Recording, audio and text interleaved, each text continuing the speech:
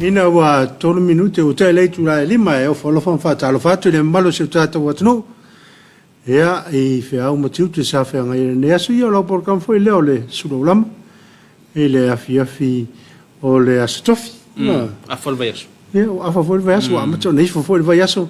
Ia e wha malo I whea uma ngā luanga. Sa whea ngai po whea lava le mesa e anga ia ne asu. Ia e wha malo atu tātou por krame. Ia. Malo vole sunga ia tau mate ia o leo mama futa ne Afiafi. Ia walfa tau te inga o le tātou por krame. Fatalo fama ro tun malu se tato nu o bona fatalo fa sunga ya tavita ya pol tai o tato pokalame ya o Suluaulama ne Afiafi ya moli fama lo se tato nu ma lo lavale tawata il ne aso pe on sa no sunga ya tavita ya le waifo ne vai aso ya on fe am nga luanga tato tau nu manuia mai fai un ne vai aso o il ne aso la so tofi ya hamalo mamole atu le momonga lofo nei Afiafi le tatu pukarame Suluaulama mai au manga luenga fa malo I tai o tatu nu na o fionga le malo masiofo le ngato fo ilea o le sui Alfonso to fia malo faltua ta ton lava ile fengo fie lo lua pale mai le tofi le neva tau ya ife au manga luenga ya mi se foi le tai ngol tatu nu ya malo lava le fatu to malo le fa pale fatalo fatu foi ma fa malo ile lana fionga le fon fetalai ma le vaianga le fon official fono yo malo lava le pale le aso if au manga luenga le lava fai va sa anga ia le official pe foi la wa fionga ya fa malo atu tatu pokalame o le Suluaulama fa malo foi tai o tatu nu pe ona ia le fionga le sui palmia malka penet filia ya malo lava le umsa malo le tawatai malo tu foi de mai tai palmia whenga ya malana o malanga o lo malanga atu ya tu no mau ono nisi foi o fuanga fal malo le mai tau atu foi mai o le sa mai tau on po lalo I Wellington ya le mole atu le fa malo la na fionga tu mai tai palmia ya foi la na o malanga sunga le tai fono ya semleo ya ma la to umolo wa ya tu le malanga malo lava le fatu to ia fa pe foi fa lulunga mtanga le taitasi malo lava le unsai le fa ngaloina foi al tautua fa pule taitasi o itu malo ia ele ngato le nato pale mai le tatu malo ne vai tau pe o le ele fatu to le tu samu tasi fa pe foi le vaang fa fai ia o lo anga ele malo ia pole vaang fa fai o puipuia ia tau tanta malo lava le unsai le ne yaso if au manga luenga fa ftai le tua wa I manuia le ne yaso I on fe au manga luenga ia foi pelvi ngai le tua tu mau peo tu tangata fa ta va ya o folofa ma fa malo tu foi le o foi ngai luenga tofi le tua so se fata ulanga sunga to ina mo tu fa tua I fa pe foi sila foi ngai luenga lue le sunga fa fa ngai ngamo la tu fa tua ya fa malo foi lo le fonte e fionga le tai fono e sui tai fono ia o le tu pe fa pe foi le sunga fa lo tu solo fa malanga ia mo la tu faltua e fa malo foi nei o tato ma tu pensione malo lo man malo ia e wo mapu man ngalo ia e fa malo la tu talo ma la tu tapoinga ia le ai mal ia fa mo tiute fianga ia ma si o tato watnu ia pe o nei foi le sa fa pa ia mal tapo ia le ka se metisi I vai moso o yo nei le na fai ia sa tali paolo ma ai no ta lolo me pe le sa tum ia e fa malo voi ia wa le ia vai tau ia o lo fa mai toma ai ia le tele la voina fa u fa le ia mal ta poi ia o nga luanga ainga ia me le ta tu te lo ia le la vai lo fa ia la vai le tu ta tu fa nga malang ia ta tu ia le vai tau le tau sang ya pe ona e sa no e le sole sa e lua so fa le o le metisi vai moso ya pe o le sole sa talie ia paolo ia fa pe futa lolo tu lo fa foi fa mo le calcia ya le so ata le la fa le mal ta poi le calcia ia e o foto mo le tu malan fe malan ngal malo la va ia toto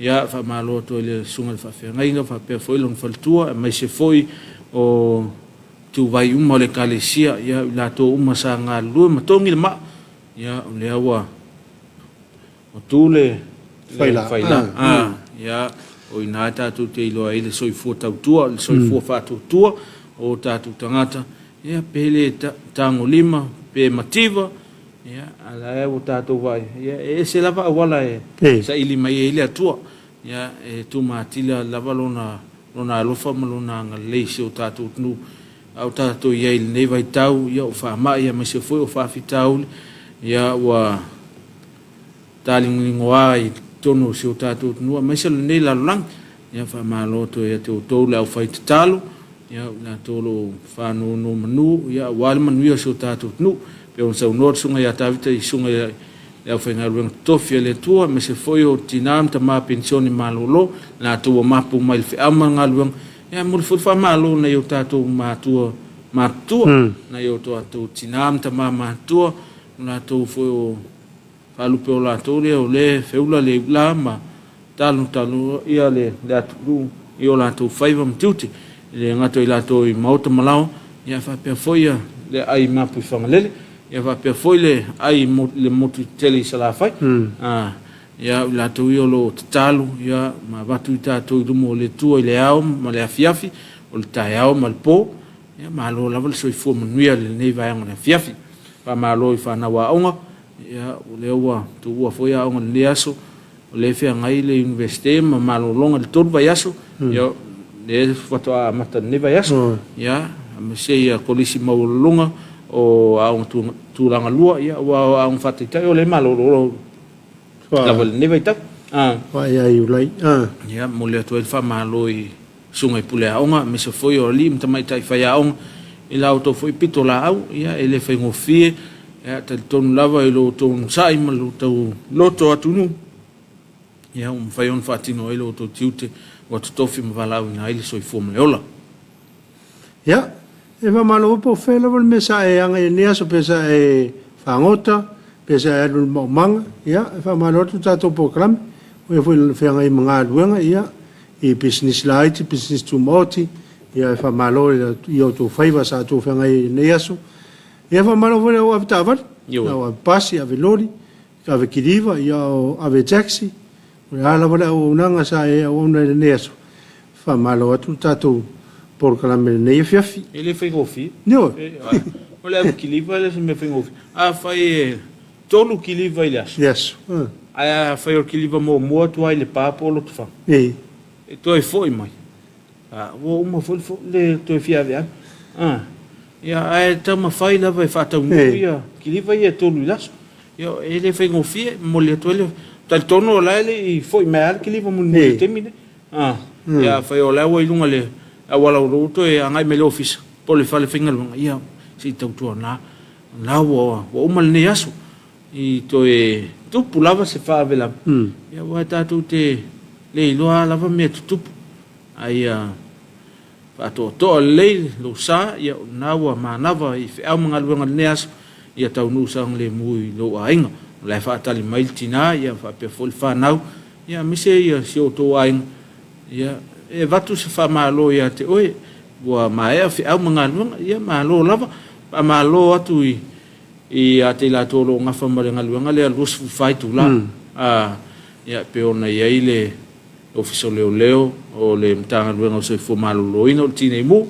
ia fa pe fol New York le mai ta watu leo ia foi ni se ta to lo fa ngalunga pe ngat failang ia le wa ma futa mai ipu fa lua ia malo so fo manuia fa aftai le fata si mai le tato pokalame malo so fo manuia i lua fionga le ne Afiafi mana ia pokalame alo fa aftai o Helen alo ulunga ono watching from Tacoma Washington malo fa aftai le fa malo mai chenet saeni sios ia o baviane falnai ia sunga le fianga malo le on sai malo nga lue manuia fe auto le ne Afiafi alo fatele atu mo lo sunga lo fatu sunga le fia ngainga mal faltua o sunga ya falnai o lo fa ya on el kolisfa kolisamo Samoa ya la wa tausi na ulotu i Oh. lalo i sini Pe lu fa ya ngale ma mutapol. yo ya o so ya fal na ile sa fueta puana Ya le o ma futa mai ma lo jovi le ma futa mai visingan. Ma lo se foi lo sunga ma ne le fia file ulima i lunga tanado ma futa tu nei visingano low city. Ya ma lo jovi. O ala es lepen. So fo manuel lo sunga lo fatu ya Samoa fa aftai alo fatu. Malo yo ne lo fanga ye le wa. Wa tu le wa tan mai le. Ta to por kalama nei ya to no system yo na. Fa le voleo ni so lo fanga ni so ta to. Ai te lunga fa sinta malanga wa ye ta to por kalama lo for fun mai mole no silfia i so ta to no ye le ta to fa ta no mal suyo le ufficio le Faamisionare le Kalesia EFKS ya o le la wai mel ne Afiafi se o tatou tala foi mia po le ase e o le lo mal lo la tu fa mo le sa ya se o tatou tal no ne Afiafi ya po le ale auma po le foi fa mo ya ale la fa sin tatou malolonga sin tatou fa fifiang ya un totali mai ya ona wai mel le su o le ufficio Faamisionare o le fa lawi lo ina la vale o le suida le ufficio Faamisionare o le por kalame o nga mo fa ma yore o le covid manai ya se su mai pele le suio le ufficio fa ma la matiri de pe to vai ya no ne vai tau o pe ya o le se fa ma ya ta to ma tu ma ya pe na to mai o le Faamisionare to fa ma na tu le e tau pe on ta to fa tete ia i le nei vai tau i le ia i o le whaama i tono si o tātou o tunu. Ia o te longa i o la awatu le sunga tio, mo sin tātou whawhiawhia ngala i titi ia. O na tātou tu e fwoi mai lea, tātou mafuta lea ma le officio Faamisionare.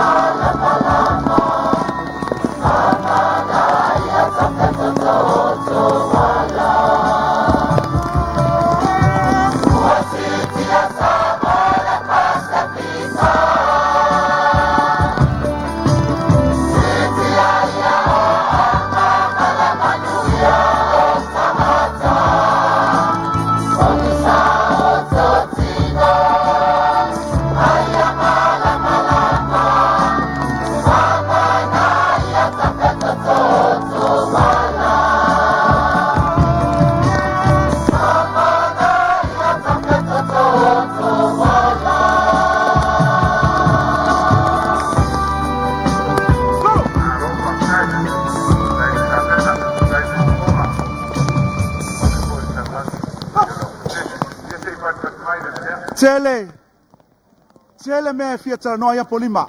Ana le fast food 5 minuti na matur committee. Na mato fa ilo au me mana na ia wa yai. Au isi me mana na ia tele.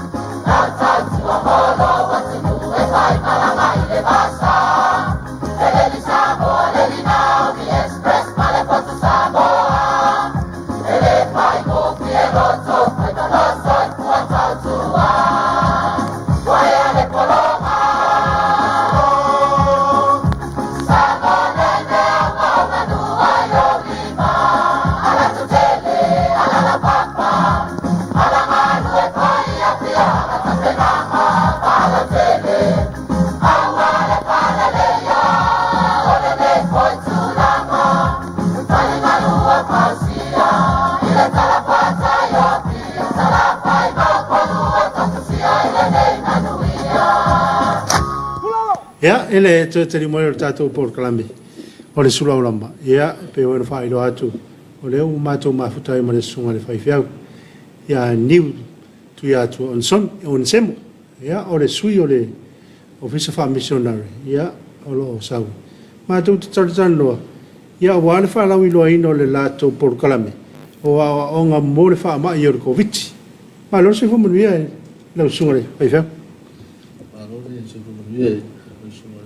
Programme EFKS ele so atau e ona atal fatu de fonga mai pa isa to tudo so fonga malo spris da po feravo mau melni po kalame da fatal fatu ia mo tomar ya aro te longa da tu lo leva no ila usu ia tu sei foi mal por kalame o fata tiele ele officio Faamisionare e winga ile fa la wilo ina le o e mo fa ma yo covid mai pe ya ona ye tato lo o ye tato ile le voto wa e ya o pe la fa ma e o se me vina o pe ya o le ya se o to e ano to pe to e ke o to ye e pe le to e fa ma na to me ni ya mo la to foi mutanga lu ya tato to e ti matai foi mo to ya ai foi lu mo tato le ia le tato wolanga ia o tato ye tono le fama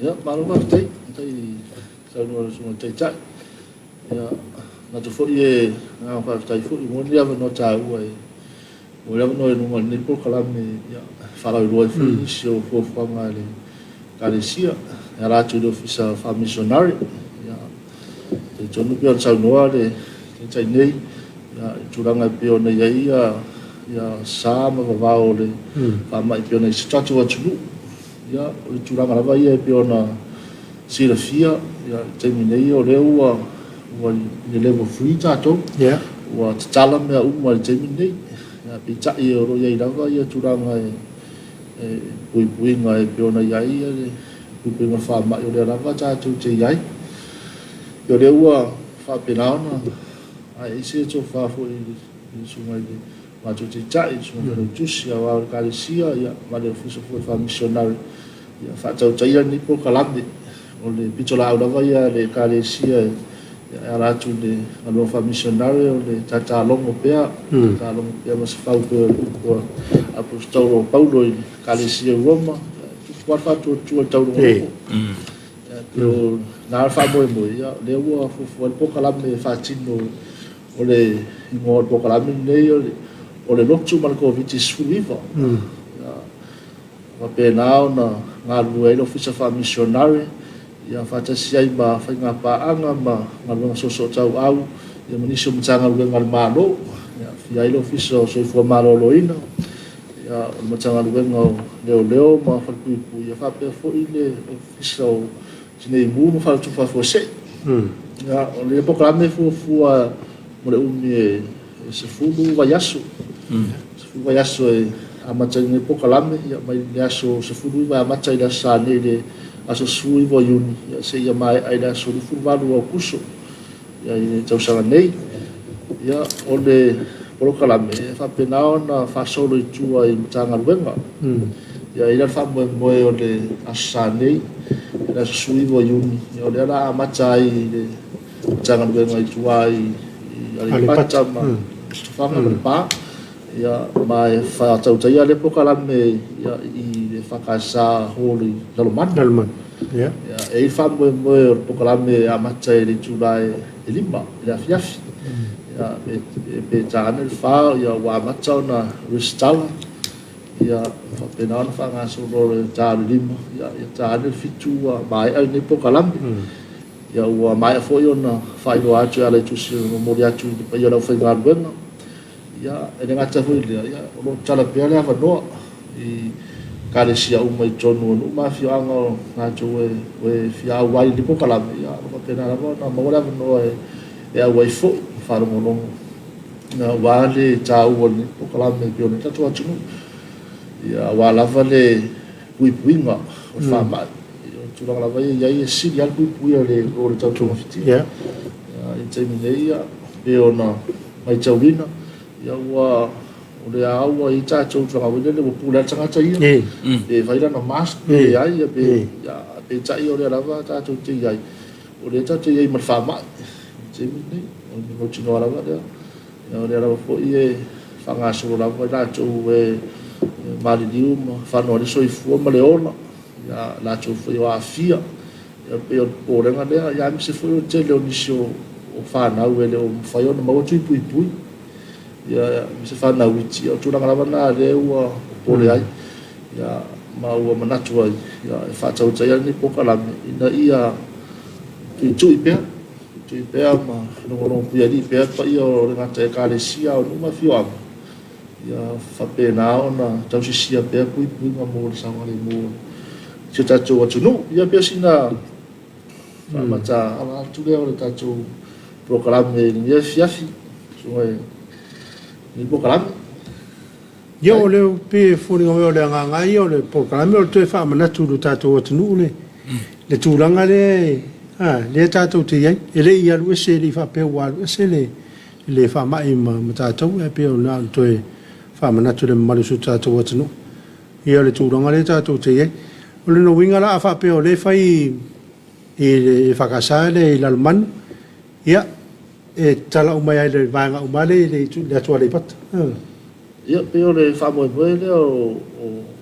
e fa tau no ai normal ia o la to uma e tu la cha ia tu le pat ia mi se o tu fa ma pa ia e fa la va ona o ane ia filo la sa ia fa ga so po kala mire ia e fa mo mai a lo manu ia sa ne ia fa pena fo yo no sa eu tuatu na fa so mai da fare ali ma su ma sa fatta e la voia va na ro fa ma ton ya ile fa tau tanga ni pokalam ya fa boy fa pena na a wai ne o tatu tata ya su fo io caresia fio ama fa pena na fa so ia pokalam ya fa pena na su o foi da tu ia la tu fio ama ma galesia i fa wa una fa so atu ia ile si fia o fa yo no mai ni pokalam mana yo tu fol ne Afiafi o lewa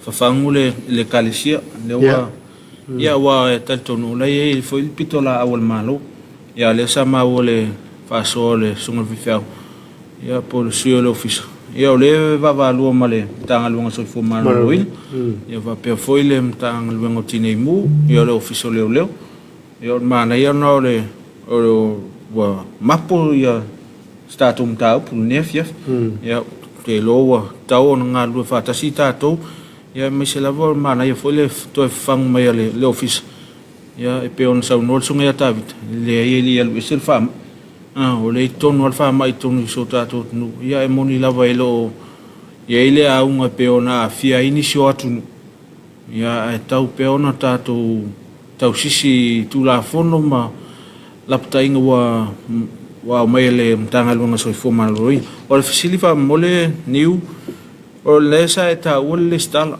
ya mole no facilifia el malu so tato nu e ise tu pe tongi pe o le stala pe na tu so le ngoma fa maule nu sa ya mole no facilifia so tato nu ya aftai mole facilifia te o tu langa le pe o lai ya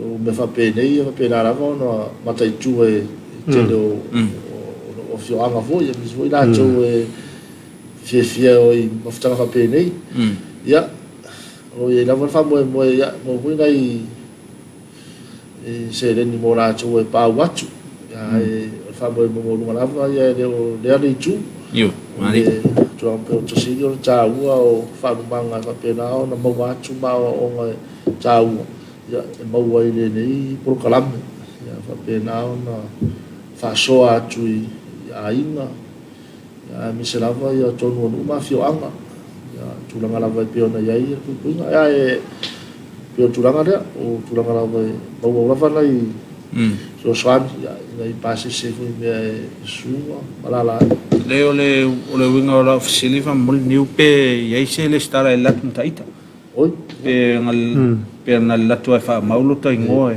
ta pe tongi lo ta fia fa ngolongo pe ai pe tu la le se tu la pe la o le e tala la va no e le stala fu ai la lo kalam tu la la ko mo le no facilifia ya e sua tu la va le tu la fa ya fa ya taro le tu la li mai le ya fiafi amatalo taro na amata ya pe tu la la tele no tu la fiafi ya tele fu ni su sa ngalo tu mai ai le tai ya mo ya tai a wan ni ko kalam ya yo fa mo no le a bisu tai mi ya tele na mau wai nei tangata e fu ngal bengo ya le wa ba watu e tu ai no ma fi angai ya so sa pati fa mo ba ya so ya te lo se fa mo ta wa ne wa le no tu fa mo ba ya so se la sa ya fiafi ma le mo wai mai la tu le o lut yo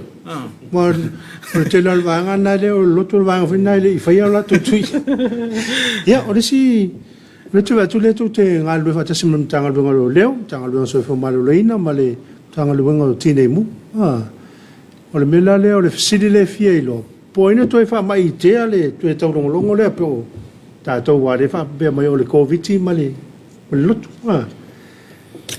i se vai ngala o ina to fa mai te ale to thong to longo le tunu o no le ta to te va ia tua ia o fai lava le me loto ia le tangata ia po se mea na ngalu e whaata se ia le e tatou e kale siama tanga benga ia le malo tai mo le pasi ia pio na ta ua i temi ua sola tulanga lava ia i le whamoe moe lo kale sia e pokalame a Missionary Committee e pokalame ta ua le moe mana tunatu ia silfia o le sila le vaenga o le vaenga pokalame lea le ufa mo ave inisio o onga i tuai no mafio anga mis fa kale sia ya ini mata upu e ta ua e no mo mia e ne ta tu tanga te tu ya mai ta ua le ofisa ma tro pa pe yo le sia tu langa pe ona ida to tu le vai ta le ua a ese manatu fo i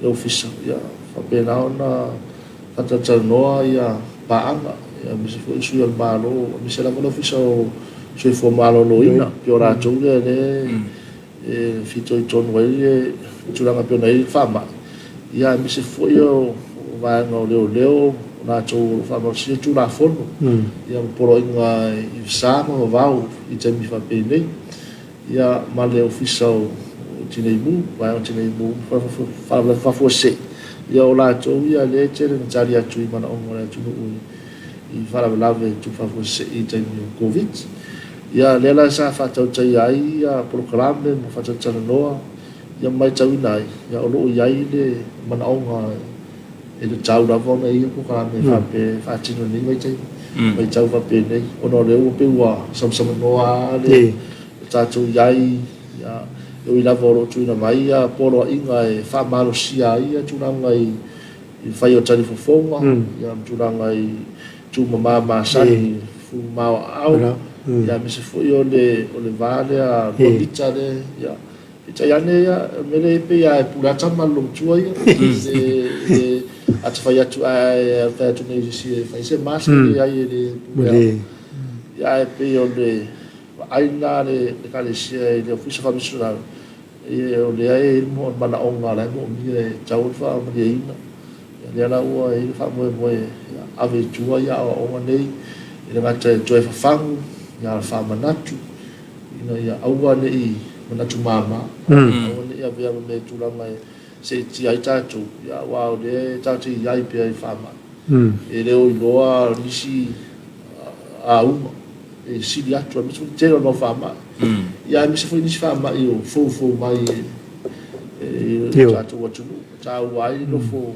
puia ia no fa ni mata pena ia mi se foi io na irma na tu programa ia moi mana tu moi mana tu e ia woni moi no ai mana tu e tu la pe ona e sa le mu ni tatu tamata ia mi foi na ia inga fana mana ia fa sol ne ia o le sa no le sunga ia ni ia o le unga lu fa tasil malo male kalesia ia le wa vatu tu inu mafio ia wa to lo tafto ia pe o le pulenga lim fai pul ia le wa tu ta wa o le kalesia atasia i malang o le malo ia wa pe o ta wal malo no mtanga luanga ia le so swan mai ia tu mai lo male ta o lim fai pul ia le lo ave tu inu mafio ia mana ia lo sta tu ngal luanga le sa o ta wona o ta longo foi le official yo Faamisionare ia e ala foi le apo kalamita o covid malot ia a fai o le wa ta tu nau e tala lot ia o le mar covid ta la on ta tu sa vali ala fu o covid ina ia fai ta tu o lot ale fai ona tu o le ia la fu covid ata tu fi o lot ia pe o mana ia na ta fong o le tanga o le official ia le Afiafi ia tatu ngal lu fatas ia to e fang ia awoni o tatu fatala le ia pe tatu te manatu mama ile fa mai o covid is fumale ia pe ona fia isu tatu ia a fai o ia ini ola o mauma ia tatu ngal lu awoni tele ni ola mauma ia a fai o lo luasful ile o na tele la eu sei os fulos no meu tele ia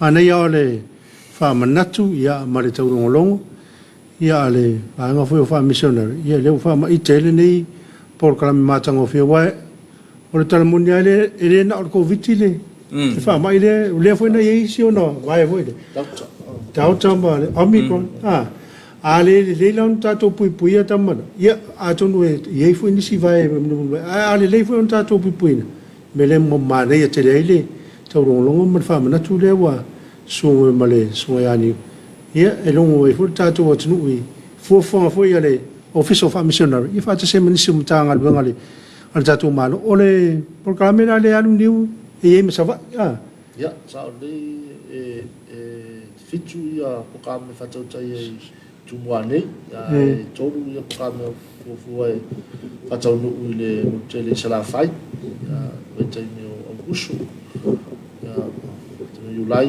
ia te o teo kuso ia whatau te ipo kala me tonu I sala fai I whatale anga me tuatane ia mai nai tuasau ia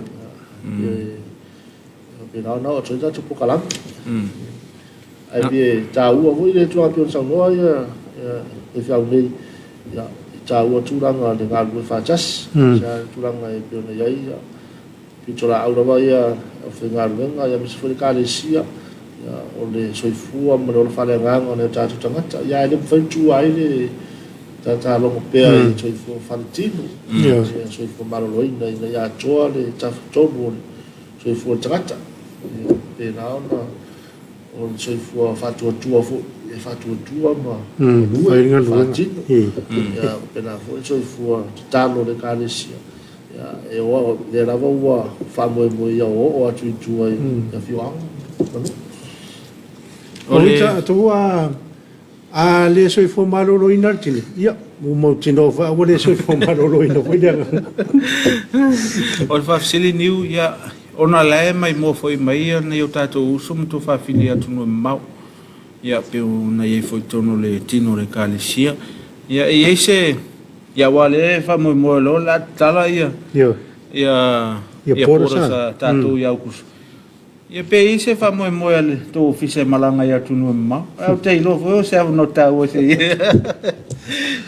va tu ia pe le sia tu langa ro va ai ia o le fa mo ma lo tala alo ia tua oi mo fu malanga inga ste no luma ia whamaranga mai fo ia ngā toia tunu mau ia pe ia turanga pio na whairo atu ia o le turanga I le puipuinga misa e turanga pio nei a misa fui o le whaitau rea o maasani leua o tātou o le ona Malkoviti so I fua watasima Koviti ia I mātou ia o kalame ia marima ai so Missionary ma na paanga so kālu ngā leo ma so fo manoina ia manofiso tinei mu ma whalanga whafose ia wala ia le sui I whaitau rea ia soifua ma ola ma puipuinga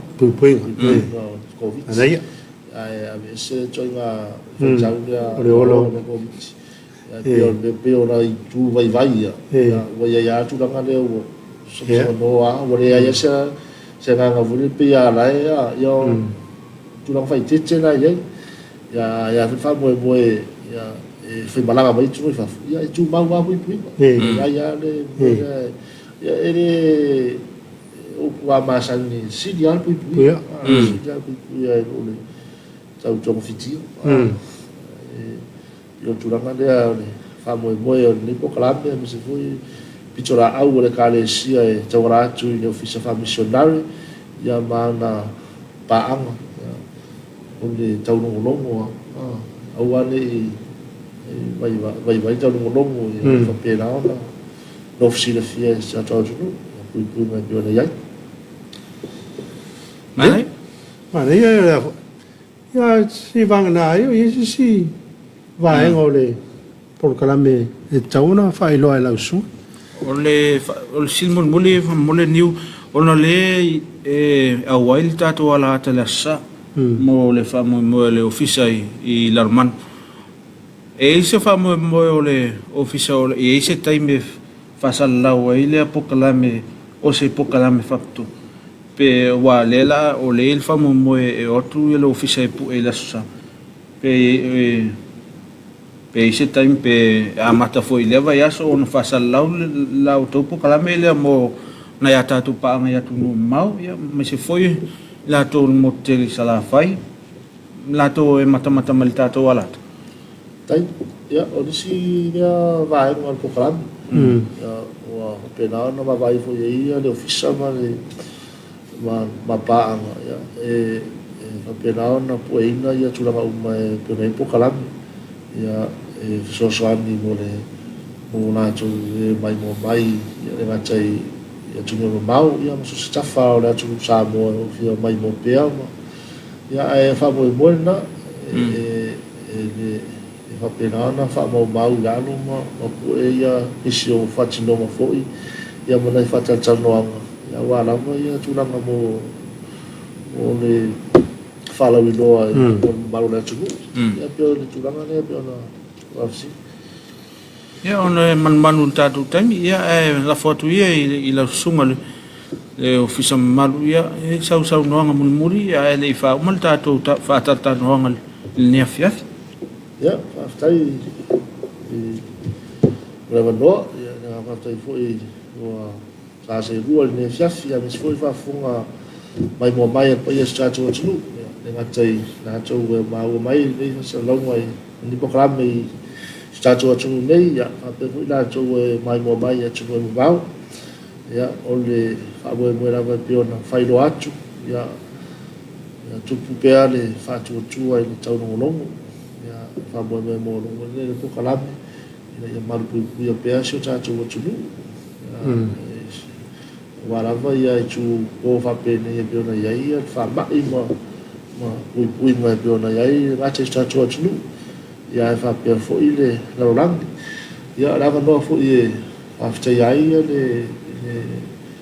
na tau ia le pokalame ma na watanuina wai na whatanu ka le iai paanga ina tasi o pena fosani mai le vaenga le CWM por vaenga le whanga whala tonga Missionary na lang a fuai ona whai on whaatino ni pokalame ia nga whaftai fo i paanga ia nga tai le ofiso o le tangaluenga o se whamaloina tangaluenga o leo pui ia mes foi tangaluenga vaenga o tineibu ma hatu fo se ia ono le so tau au ma ngalu whatas fo i whenga ala whenga paanga ia piona i whamoe moe a whatau nei ia e morisi le fia ia asa nei ia na tau mai mua mai atu ali pata ia pā ma lotu whanga ia re tūra e lima i la fiafi ia whapena na whatau no tatu pokalame i le asa nei a sui mo yuni i la fiafi ia whapena na o atu tala atu au ma su atu ia tātou whaasoa fōi mo fōi nisi whingota stele ia ala i whaasoa mai fōi ratu ia mal whaasoa atu fōi a pokalame ia e whamoe moe mōrunga ia tātou whenua i le aso ia le asa nei ia whapena na whangasoa tātou pokalame ia e whaafitai tele le pokalame whaafitai mai mua mai e tātou atu ia mani tele ni a fiafi ia mo le whale anganga whaafitai tele le sunga ia niu ia e tu sai fue mo le whaalau i loa ina o le pokalame ia e longolongo pui e pero tātou atunu ia o tātou i lawa le newa i tau o le whianga i e pero tātou atunu o mare wha mai o le COVID test from Maleiva ia o la whaisina tātou marolong o po a toe tariu mai ia ana toe whaawau ina leo tātou pokalame o le Suluaulama.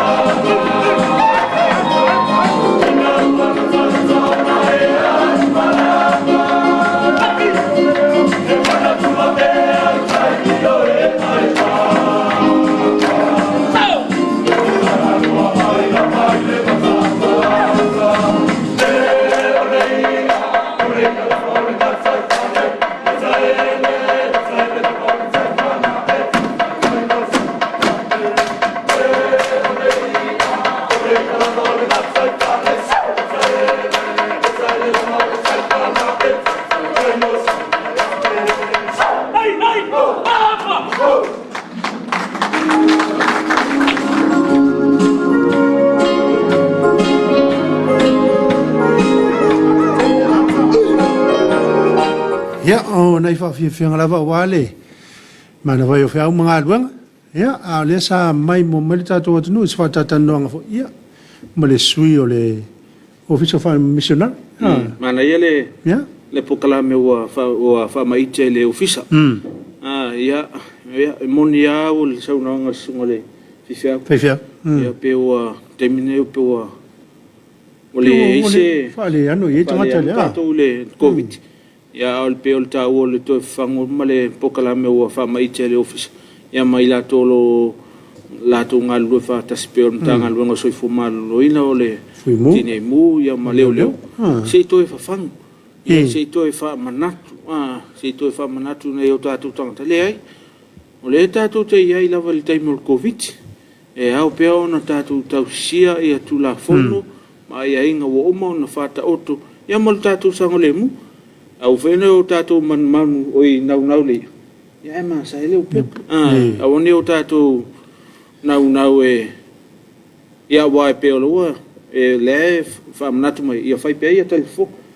Au ne o tātou nau e le ingi tātou talifo. Ia e vema mea tātou te e mau e whama. Ia me se lava ia nai whanau witi le vaanga le o i ele tui. O me lava le taurungongo tuai. Ina ia marpui pia pe tātou. Ia wailanga wale ele mwhai lava on tātou te ene whamai o leo wai tono le tātou atunu. Ai pe o nai vaenga ia o le au mai. Ina ia marpui pia i pesi o tātou atunu. Ia mai nei whamai matau tia. Ia wai fo le tātou atunu tanga i fo. Ele taimi o atuai le porkalame le toi tu malo. O le mana ia o le pasopolia uma ia si o tātou atunu. O le maua le saunoanga le sunga whiwhiau. E fitu nei upo. Ia lono winga mtanga luanga taitasi uma. Ia le amata mai tua i lalomanu. Le pāma mara roto whanga. Ia so lora i o whale a lili. Si umu ma safata. Ia lono whaasoro mai loia noa maa. Ia ma le whanga. Ia o le fitu. Ia awane pole tātou isa la whai. E o atu atam. E o atu foi le tu whaatama i a tātou. O le tolu ia whaatalata noanga. Ia pe tolu foi asa. Walo mautino asa taitasi le nga whaila uso ma lātou whamui moe. Ia o asa ia. Ia pe o le asa nei le amata le tu la e lima le Afiafi. O le mema nei e li o le wharonga tue. E maua voi ma le tūri. Ia wai e nis kaka. Ngal paualo le mea lehelu. Lai whatatali pe mau se mea. Ia alea o sau no le sunga whiwhiau. Le o lai mo le tū. Ia e lo le tū lea. O le tū tau o tātou o tātou wharongolongo. O tātou whasoa. Ia po le hafoi se tuwha mai ala uso. Ia i la Office of Faamisionare. Mai la tolo la tūra. Ngā lue whatasi. Ia i lea po kalame o la tū whama. Ite. E moli whaftai le Office of Faamisionare. Ia pe foi le ofisi nei mu. Ia ma le mtanga luanga soifo maloloina ma leo. Ia lo la tonga lue fatasi. Ia mo le whama ite o le nei po kalame tāua. Ia, rea mai mo marita e le tātou atunu. E le sao tupuranga talvau. E wa pe foi nei vingo le atua. Ia to mu ai au tāpena pena atu ai. Mo le tātou tapoinga le Afiafi. Ia o le tātou tapoinga le Afiafi. Sunga ia pule mauseve. Ia, o le sunga ia pule mauseve. Ia ma le whakasai foi lalo. Ia la whai maus taulanga e le nei Afiafi. Ia, o le tāle tu la e ono. Aua ne e alu ese. Tāle tu la e ono le tātou tapoinga Afiafi. Leo tāpena mai ele sunga le whawhenga. Sunga ia pule mauseve. Ia pule sunga le autusitusi. O le pulenga i salenga. Ia mo le tātou whenga loto. A lea o tāpena mai ele sao tupulang talvou. Taliu mai. Pea mai al tātou whenga loto ma. Nisi o vivi ingo le tu. Ia whau hau pele tātou mafutanga le Afiafi.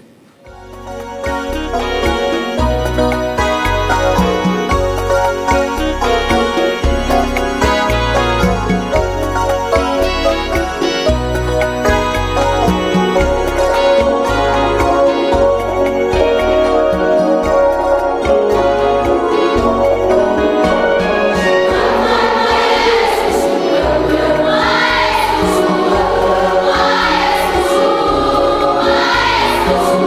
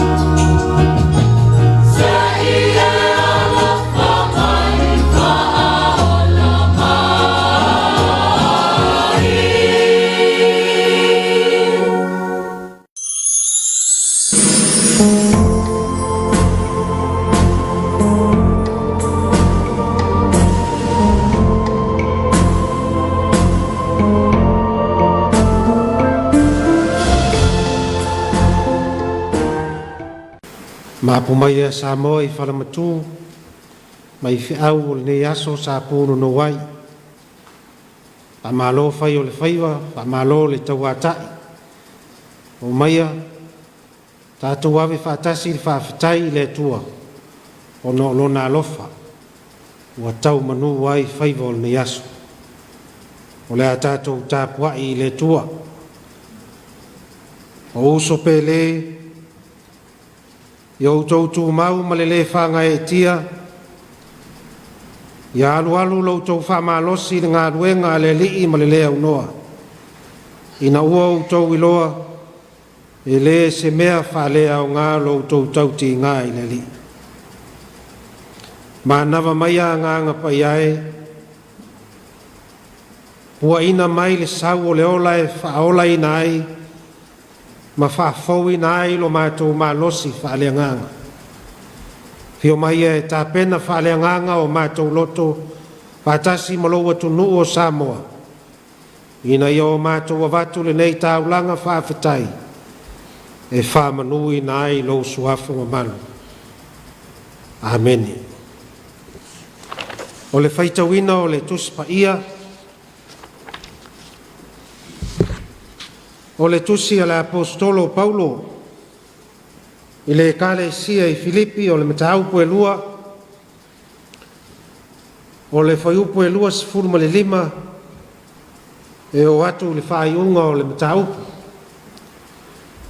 tusi ala apostolo Paulo le ekalesia I Filipi o le mataupu e lua o te whaitawina le whaiupu e lua sifuru ma le lima e whaangata I le whaiupu e tolu se fulu.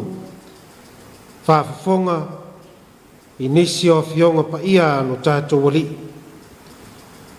Aua o manatu e te tau ina au ina atu ia te utou e pāwheroti. O lo uso lea ma le na maa ngā lulue whātasi. Ma le na maa te tau whātasi. O la o utou ave whiau. Ma le au na mai I lo mativa.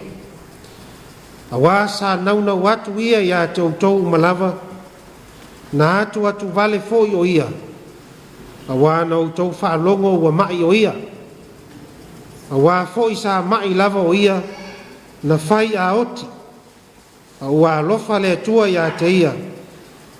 Ai le ngata ia te ia a wau foi, ina nei whao popo ina mai ia te au o lea whanoa noa, ma lea whanoa noa.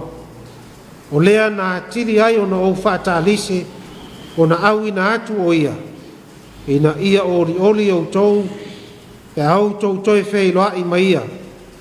Ia whaafeo lolo ai fo ilo whanoa noa. O lea, iau tou talia ai o ia I le lii ma le oli o malava. Ma ia whaapele pele ina e o tou e ua whaapea. A wana whai a oti o ia o no ngā ruenga ke riso. E lei whaapele ina fo ia ia lo na ola. A se ia wha ato ina o ia mea sa ato toe I loutou au na mai a te a.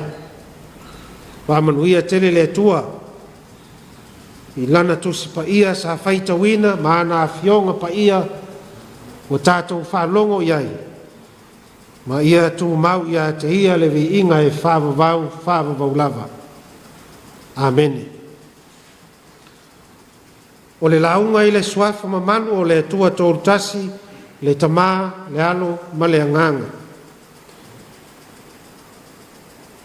Whaiupu e lua se furu ma le iwa, ma le whaiupu e tōru se fulu, whiriwhiria e whaima matua.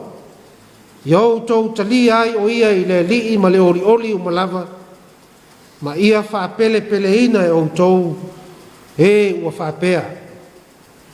Awa na whai a oti o ia o no ngā ruenga ke riso. E lei whaapele ina fo ia lo na ola. E fia tau ave ina pea le autu. Ua whataua mo le nei aso I le tusi whaitau aso le kālesia. Whawheilo inga o tangata ngā lulue o le kālesia. Ia mana ia tangata mo lātou sawa o ngā. Ia le titi le vaai tangata uma o lo puno nou ma le whamaoni e whai le whinangalo alofa o le tua. Ia mana ia.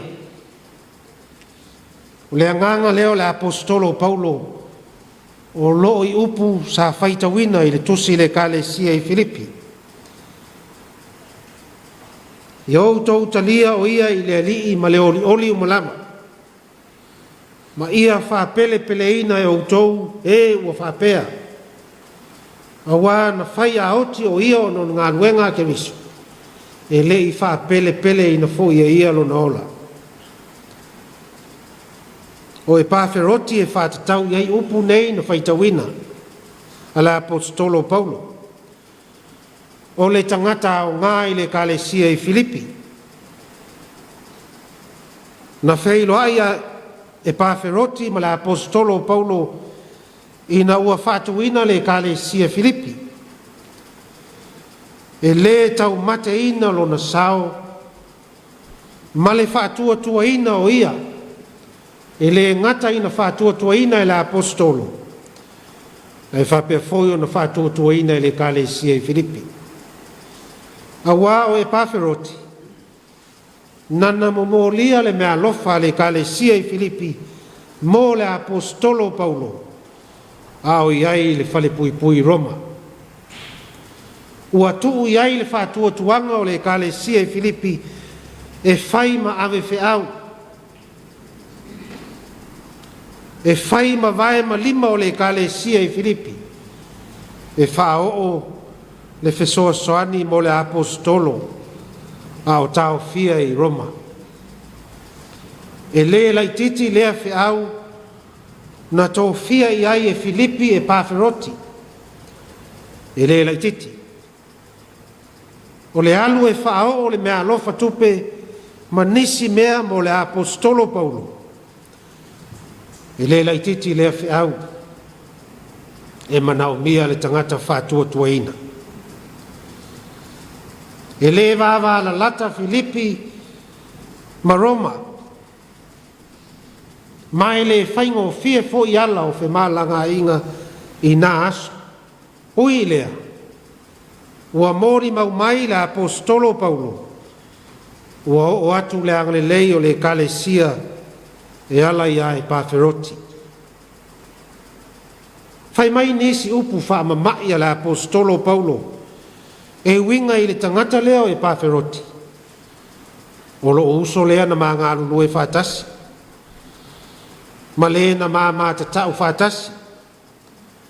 O lau tou awe whiau. Ma le na au na mai lo umativa. Ia le itioa whaingoa le nei tangata o e pāwheroti.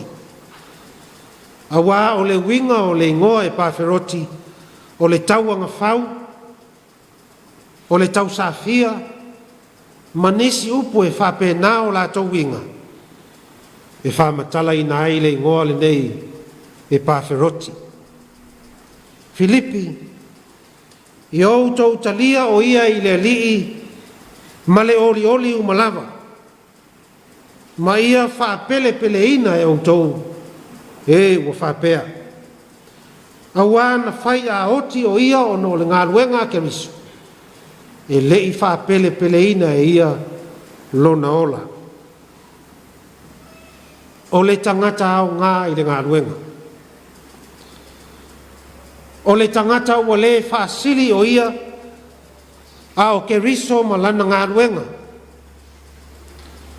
O le tangata ua le whapele peleina e ia lona ola. Tanu le li ma lana i kalesia. Le atunu ue Samoa. E le lilo i la lo lo soifua au auna i le li. E le lilo i la lo. E le ne nefu i le tua au ngā ruenga le lei o lo whaia mo ia. E ala i lana e kalesia. E lei nā tia la apostolo Paulo se iota e tasi o le tautua le lei a le nei tangata Filipi o e pāwheroti. Sa tau tino i lana tusi ma le mata upu le nei. Ma whaai loa iai. Lona mana ia o le soifua tautua o le nei auauna. E ui na sa puapua ngā tia e pāwheroti le mai. Aua whaia e le atua wa venga ma toe whaola mai o ia na whaia out. Aua o ia o le tangata o ngā i le kalesia. O la paulo i le isia na tusi. O uso pe le i au tautu mau ma le whanga e tia. Ia alu lau tau whamalosi ni ngā ruenga le lii ma le lea unoa. Awa e le se mea whalea o ngā lau tau tauti ngā i le lii. Samoa, o le whamanatu o le tala le lei. Ia whaau au pea lau tau soifua alo lofa i le tua e ala ila na i kalesia. Awa e le i titi a te ia. Ngā luenga le lei tātou te whaia. O le whamanatu le nā o le tala le lei. Ia whaau au pea loutou soifua alo lofa i le tua. E ala ila na i kalesia. Awa e lei titi. Ia te ia ngā luenga le lei tātou te whai. Na ia awina mai e sue whaola i tātou. O i tātou lava o tangata anga sala, o mau lalo no le anga sala, ao lona amana ia o le tangata. Wa ia whātu ina ai Yesu mai le oti, ina ia o tātou maua le ola. Ameni. O le tātou pese i le pese lua se lau ono sipuru malitasi.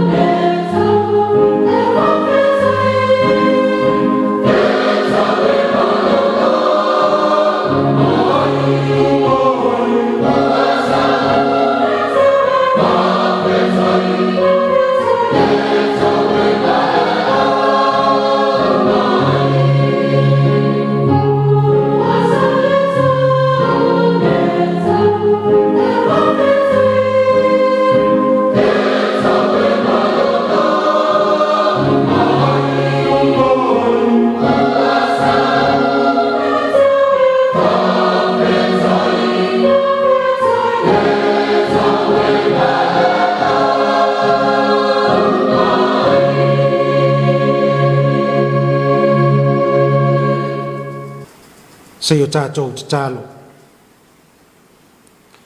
Whawhetai tele lo mātou atua, o mātou maua mai le while mū le tau Afiafi o le nei aso. Bua maea le tele o whiau sa whaasanga i ailo o tunu. Leo o mapu mai o mātou ainga,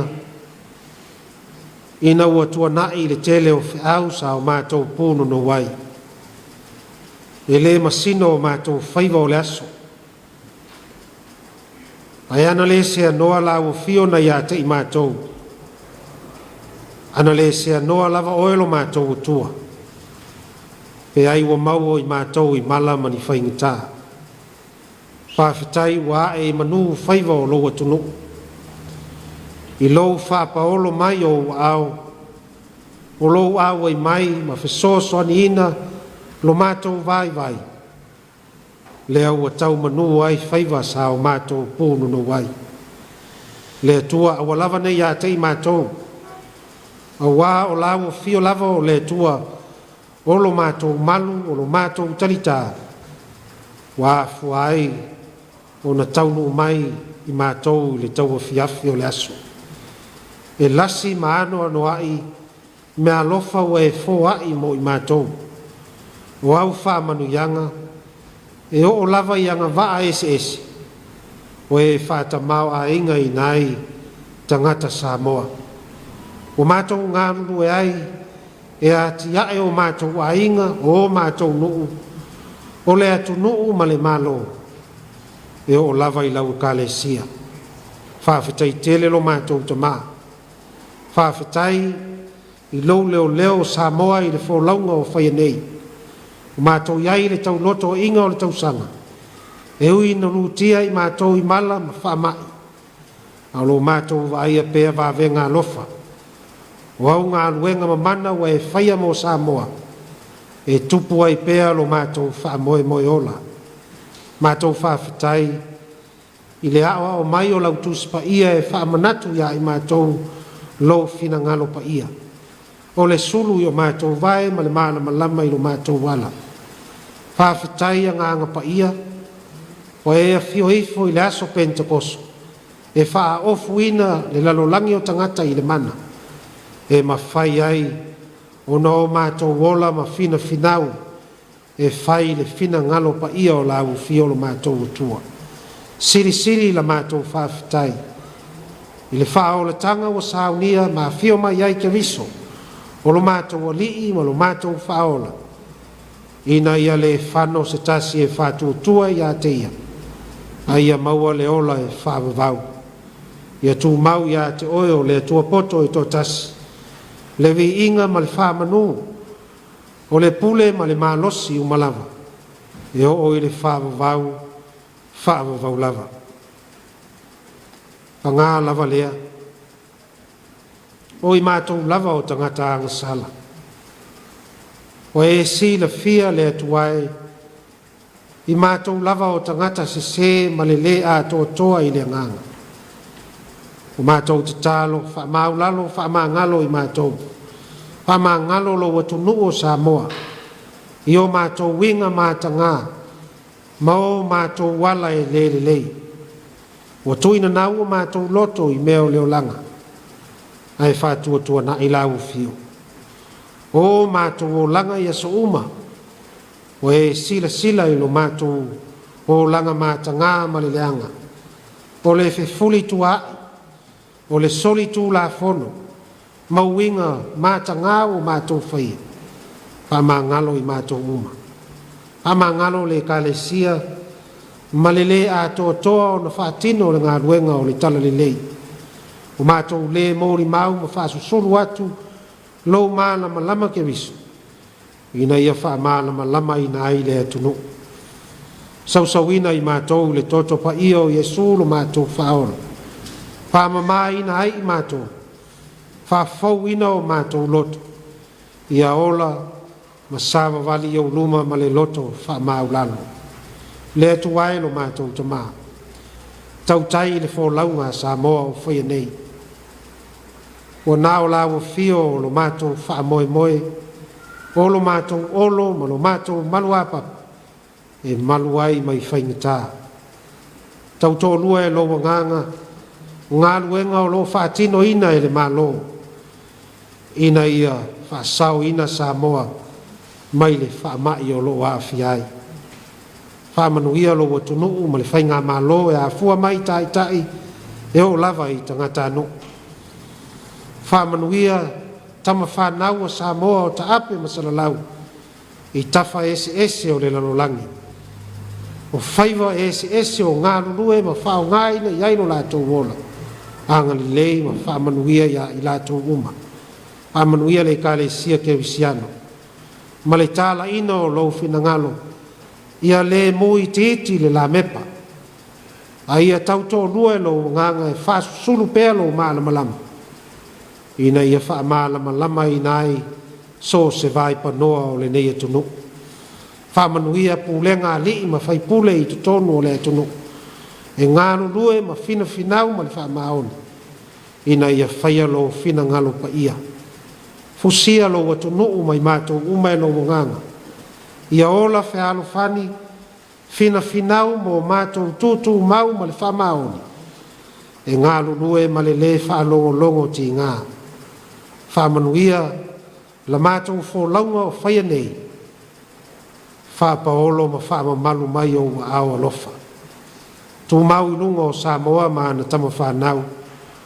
O tangata i le lalolangi lo manuia ma lo file mu le ali ie lo mātou tua. Le alofa siri o Yesu lo mātou whaola. Mau ma mafuta i mātou ma lo nganga. E o i le whaavavau lava. Amen.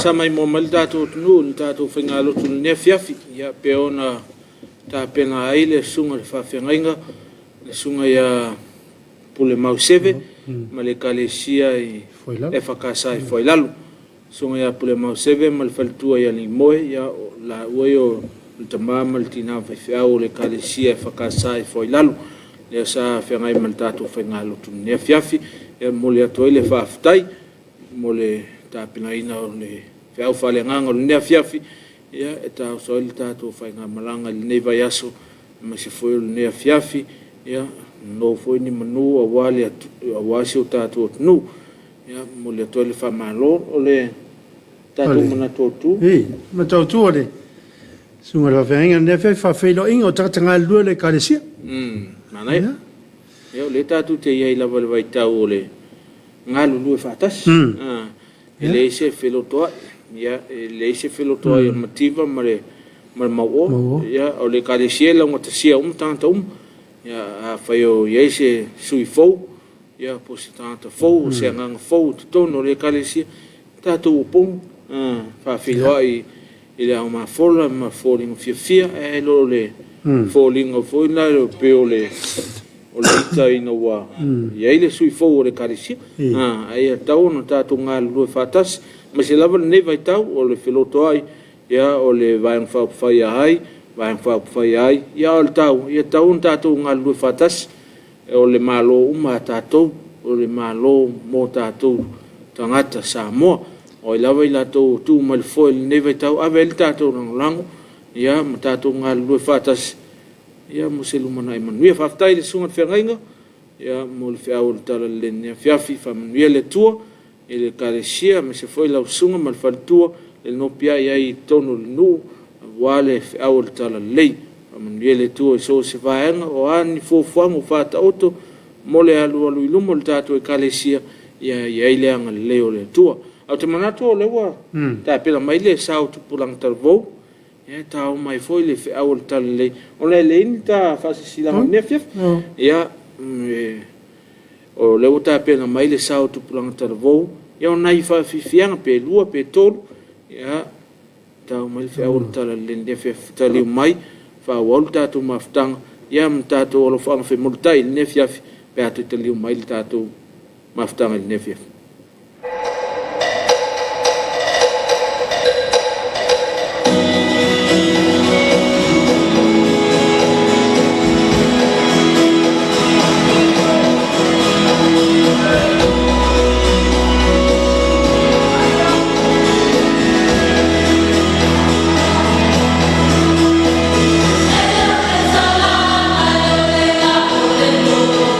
Leo se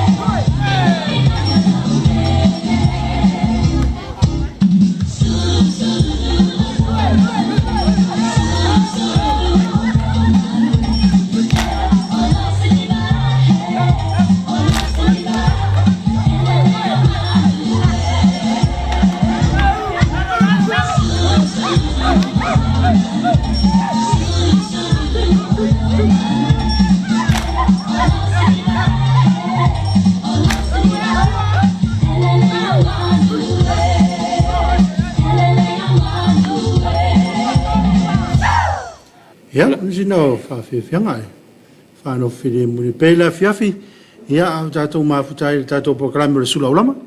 Ia nana ia le au talvona mai mtau tu whalatai. Voile au talvona mai whausanga. Ia whapea ia Afiafi le. Whamna tuino le ono sifutausanga so tātou atanu. Ia mai mtau tu te le whanga.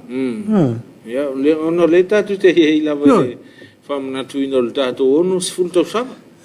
Ia nisina o sao tupulanga me se foi la Afiafi e ngato siva falenganga ia pe foi le sao tupulanga tarvo e le famna tuino le ono sfutosanga ia tatono nai e ni o tato lo faanga lungo penga failang ia fa molele use acho e au nisio mena tupu ile so o le sole sa talalo ia ile le hola palauli sifu il motele sala fai ia o le kolisimo lunga i so matou tu chalenga le satala ile so ale mafuta mai a peti maratia i tuitea ma lo so fua ia o lo sunga fa ftai mo la mnanga fai pe fa mnuia le tua alo fatu fa ftai peti mar alo fa ftai o le paleo so fo mnuia lo sunga fa malo tu atunu mnuia programe ne Afiafi matatu bulingtoni ma alo fa ftai o lepa ia le mafuta mai a lo Reta Roberts tu le tufunga talo fatu from Las Vegas alo fatu ya ono le ila to le asolulu le royali o malo asiata so womanuia il tato programa futatu Alice Springs i Australia malo aftai ya vai masenu tavai falito tango malo so foi lo sunga i fai fea malo lo sai fea ngalu ngol neaso mana il programa fa aftai ma futa mai tavai sinapi matpula malo so fu la lei fa time mo program ma tango fie malo ma fa mai sinapi ia faafetai ona e mai foi le faatumumu ia mai a sinapi matapula ia o kuini na nai o samalaki ia na e mulme ona alofaga la vania paindas malo so fu ma tango fie la lo tua fa time mo ngalwenga lo to fianga yai fa mnuele tu lo fa mo ainga uma male o to fisa man malo fa tai yo Anastasia Falili manuele pukalame alo fatu mo to uma faafetai le mafuta mai Falili alo fa tai to le va Afiafi alai la foi si melon au fa resa tau fa ma tango fie proclame malo ngalue lo fa tu ainga Samoa from no me New Caledonia ai fa malo atu New Caledonia o si le mai moto le la lo va inga faran ya ya play up tu ila yo kai fofo alisana kai fofo o alisana e mi top sola fa mo mai ona fanga ya va viane falanai ya fa manuele tu ila sunga le kalesia lo teleatu sa mo le tu pele ya ma tai le fa manuele sunga tato tofi sunga apple mau seve ya e mi top sola tu ilo mo komisi o mo ingo fie le vo mo mai ona fanga ya ma le tele la vo tato lo fanga ia o lo mo tai mai ne tato ainga ia i so stafol ne kelope mo le tele nga fa tai tele fa tai a te la to ma futa mai lungo pe tu failang ia ona le te lo la tu fesili le tu no po e so ya ta pola ia o so ya ta pola lo ia so no fa lave ia Afiafi taitas ia pe ona le fai ona sumai ia wanta tu maftanga pe ona masan ia il tatu pokala Suluaulama ia pe ona la fatse matal te musol ia le fale ole le famo moelo le kalisi metisi Vemos.